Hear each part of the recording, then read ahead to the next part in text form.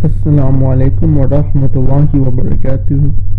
So today's video is going to be about insecurities.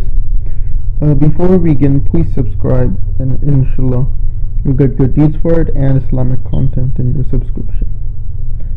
So insecurities take on many forms, and when we think about insecurities, we need to remember that in Islam, what do we prioritize? What is important when it comes to Islam?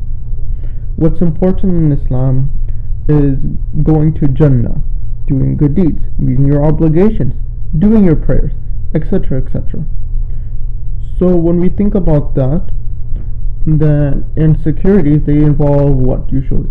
They usually involve whether people like you, how do you look, and all these other things. And usually these things are not in your control. For example, people have insecurities about their looks. Some people are born beautiful, some people aren't. And the thing is, Allah subhanahu wa ta'ala, He made you a certain way. And He did it for a reason. And you have to live with it. Now yes, in some cases, for example, some people might have some disfiguration of their face because of an accident or some sort of disease or disorder or whatever. If they need to take care of that because it might create some difficulty in their life, or it might harm them, then yes, they're allowed to change it because that's going to create harm. But if it's just something small, then don't change it. And when you think about it, why are you going after these people? You don't know if these people are going to Jannah or Jahannam. Do you want the opinion of someone who is potentially going to Jahannam? No. So don't go after these people.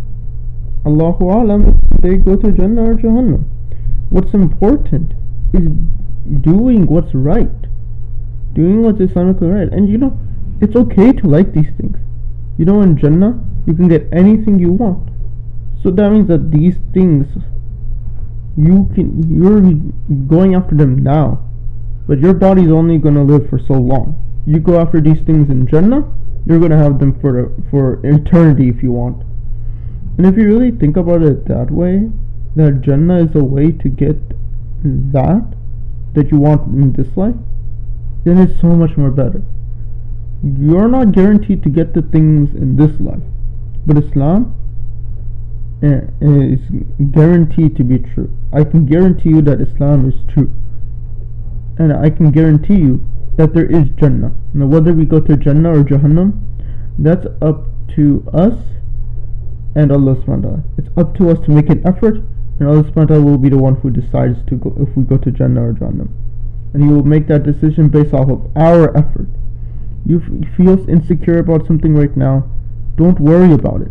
Focus on Jannah, and then you can take care of whatever problems you have. Whatever problems you're having in this life, you won't have to deal with in Jannah.